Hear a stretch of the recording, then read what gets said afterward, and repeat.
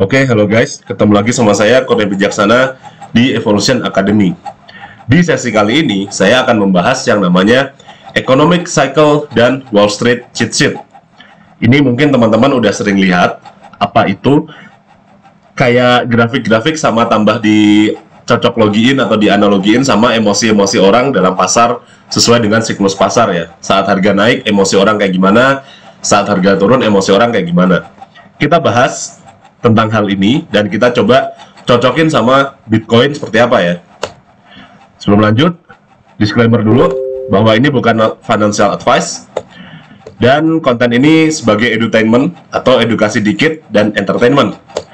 Saya bukan financial advisor, jadi kalau mau ngikut konten ini, kalau salah ya tanggung sendiri ya. Dan saya harus mengasih warning bahwa investasi di pasar finansial itu resikonya gede, mau itu kripto, saham, forex, apapun lah. Nah, ini nih gambar yang saya maksud dengan Wall Street Cheat Sheet. Itu mengetahui di mana kita di siklus ekonomi. Sering lihat kan, kalau misalkan harga naik, kita biasanya mirip lah, believe ya, atau mulai percaya sama aset tersebut. Lalu ada thrill, atau mulai tegang, atau mulai apa ya, bukan tegang, tapi mulai excited gitu. Terus ada euforia, mulai wah gitu. Terus pas harga turun ya ada yang panik, marah, depresi, dan segala macamnya. Nah, kalau kita bisa memahami ini, kita bisa nggak terlalu stres dengan FOMO gitu ya. Kalau misalkan harganya naik, yaudah kita nggak akan FOMO banget karena kita paham itu pasar lagi di mana. Dan kalau harga turun juga kita nggak stres nyangkut karena kita paham kita ada di mana. Kita bisa nggak stres itu karena kita udah bisa melakukan positioning yang bagus berdasarkan info yang ada di sini. Dan ini bisa banget jadi alat untuk manajemen resiko. Kenapa? Lihat, saat harga naik, ini di peak atau di puncak ya, point of maximum financial risk. Jadi kalau kita invest di puncak, itu resiko finansialnya makin gede. Karena kemungkinan turunnya makin gede. Dan kalau turun biasanya ya gede gitu. Seperti itu. Dan kalau kita lagi ada di bottom atau di bawah, namanya maximum financial opportunity. Kesempatan untuk cuannya itu maksimum, paling gede gitu. Nah, dari peak ke true, ini namanya contraction atau memang pasar sedang berkontraksi, sedang melakukan koreksi ya, melakukan koreksi. Habis itu berekspand atau mulai naik lagi harga asetnya gitu. Kalau udah recovery sampai nilai peak yang sebelumnya atau atau puncak sebelumnya, kita bisa ke tahap prosper atau makmur gitu ya. Seperti itu. Nah, tapi kalau kita menganalisa menggunakan Wall Street Cheat Sheet, ada beberapa caveat atau beberapa catatan yang harus saya kasih tahu dulu. Sebuah fase itu bisa dilewati berkali-kali di Wall Street Cheat Sheet. Contoh kalau di sini kita bilangnya dari disbelief ke hope, habis hope optimism gitu ya. Kalau lihat dari sini ya, ini disbelief, habis disbelief ke hope, habis hope ke optimism, optimism ke belief, belief ke thrill, thrill ke euphoria, euphoria nanti ke complacency, anxiety, denial, panic, capitulation, anger, depression, nanti balik lagi ke disbelief. Nah, mungkin dari capitulation ke anger itu bisa 2 kali. Habis capitulation mungkin naik dikit terus ke anger lagi. Atau dari depression ke disbelief, disbelief gak jadi naik, gak jadi hope, tapi jadi turun lagi ke depression lagi. Itu bisa kayak gitu. Jadi sebuah fase bisa dilewati berkali-kali. Nggak harus gini banget gitu. Dan kita hampir tidak bisa tahu pasti sedang di mana di sebuah fase, kecuali memang fasenya udah terlewati.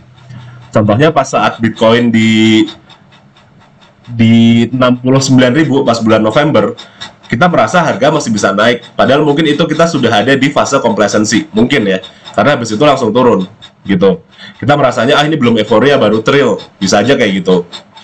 Terus pas zaman FTX masalah di November, mungkin kita nyangkanya ini ada di depresi gitu atau di anger. Padahal mungkin kita udah mau menuju disbelief nih, karena dari sejak FTX itu kita naik nih.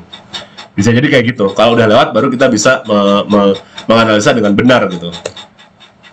Jadi ya kita bisa menggunakan ini untuk memprediksi dan menimbang risiko aja. Kalau udah turun kira-kira di anger atau panik, ya udah mungkin kita bisa mulai melakukan pembelian. Misalnya ya, Atau kalau kita udah tahu ini euforia lagi gede-gedenya, kita memprediksi kira-kira yang euforia ya jangan masuk gitu. Seperti itu ya. Nah, ini ada tipe-tipe yang lebih versi lainnya ya, tipe versi lainnya ya. Di sini saya kasih beberapa penjelasan. Jadi di sini ada yang namanya stealth phase atau fase siluman. Jadi belum banyak yang tahu. Ini istilahnya smart money juga masuk. Di sini biasanya retail itu takut, atau kayak kita takut atau nggak peduli. Institusi beberapa masuk. Itu maksudnya saat institusi yang memang invest ke situ atau riset ke situ atau memang sudah tahu potensinya, itu beberapa masuk. Dari stealth phase kita akan melihat sedikit kenaikan. Kenaikan ini nanti mungkin retail yang pintar atau beruntung akan masuk di situ. Dan institusi lainnya di luar institusi yang masuk di stealth phase tadi akan mulai masuk juga. Di sini ada juga possibility flush atau shake out. Maksudnya itu turun untuk mengocok atau untuk mengusir retail yang beberapa retail lah gitu, yang nggak beranian lah, yang nggak kuat gitu, dikeluarin sehingga institusi bisa masuk lebih banyak. Itu namanya bear trap ya. Habis itu mulai masuk ke publik, biasanya ini namanya media attention, ketutupan. Media mulai ngebahas, terus akan ada antusias nih, mulai karena media mulai ngebahas, orang-orang mulai pada suka, masuklah kita ke fase publik dan mulai ke greed. Nah, di sini greed atau keserakahan retail itu akan mulai FOMO, mulai masuk.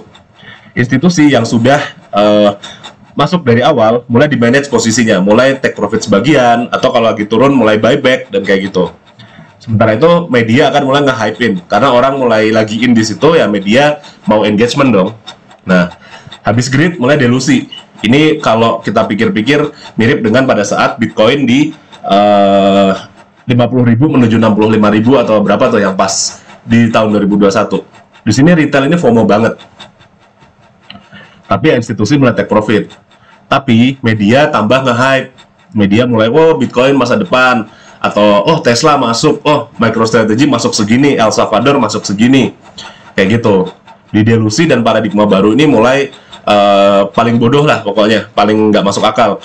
Tukang sayur mulai ngebahas Bitcoin, tukang ojek mulai bahas dia beli Ethereum dan segala macam lah. Lagi cukur rambut diajak basa-basi sama kang cukurnya, saya beli XRP loh, menurut kamu bagus nggak? Ya kayak gitulah.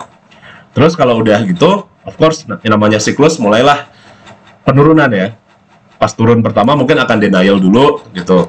Enggak kok, ini koreksi doang gitu. Terus kalau ternyata sudah turunnya agak jauh dan nggak naik-naik, biasanya retail akan mulai panik.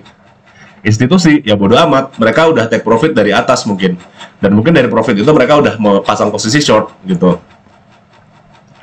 Sementara media ya udah diem. Media yang kemarin bilang kripto masa depan atau mungkin aset ini masa depan, bla diem. Influencer bakal kabur. Mereka akan bilang ya enggak, ini not financial advice kok, kalian jadi exit liquidity apalah itulah segala macem. Padahal ya mereka sendiri juga yang ngomong-ngomong ke masa gitu loh.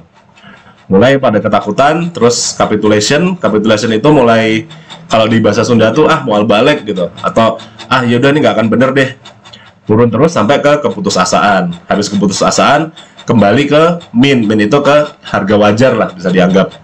Nah, mungkin ya capitulation sama fear itu di saat FTX. Tapi mungkin juga kita belum sampai sana, bisa jadi ada turun lagi nih satu kali lagi ke despair sama capitulationnya. Kita masih belum tahu gitu ya.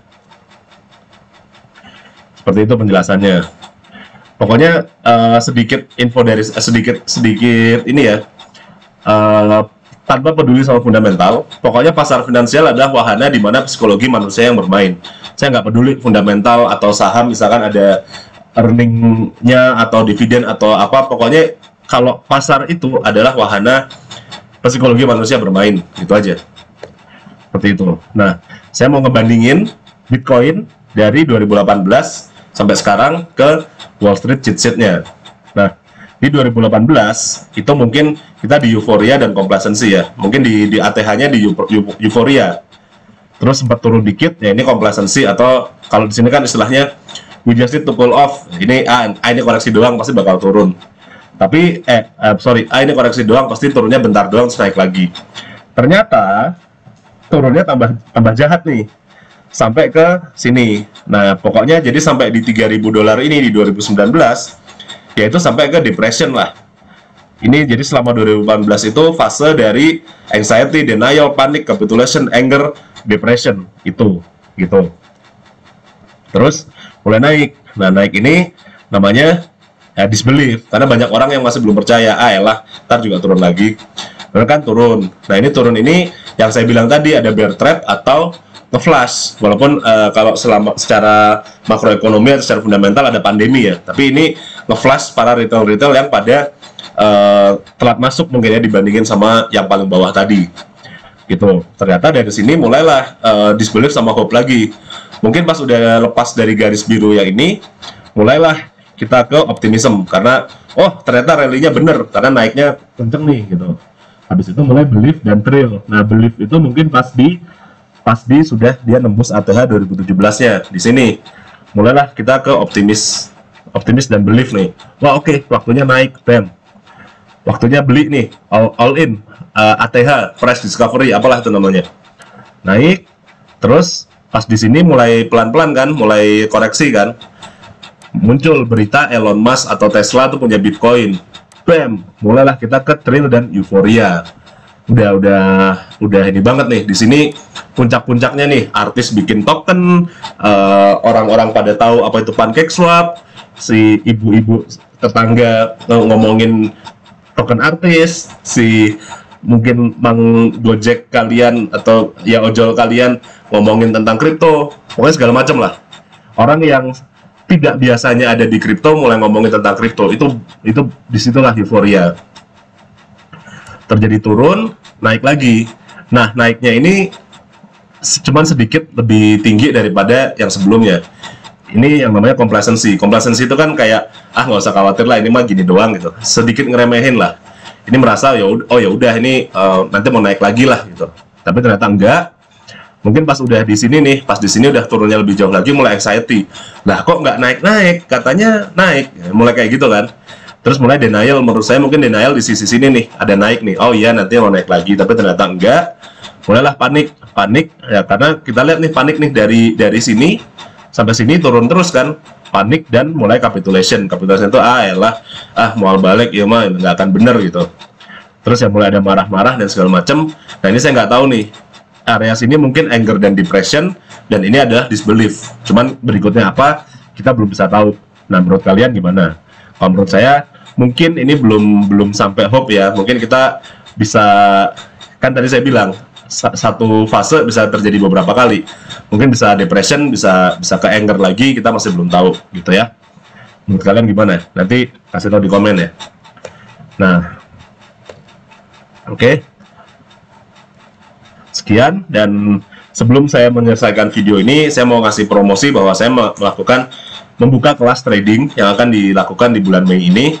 Pokoknya kalau mau tahu langsung hubungi saya, di infonya ada di deskripsi ya. Di sini saya akan memberikan kelas online, terus mentoring offline, dan berbagai banyak macam materi-materi dan lifetime access, yang materinya mulai dari personal finance assessment sampai mindsetnya gimana, dan mulai cara trading sampai mengatur duit, semuanya komplit. 3 juta aja. Silahkan, atau bisa lihat di link ini, atau bisa hubungi saya ya di link, infonya ada di deskripsi. Terima kasih telah menonton dan sampai jumpa.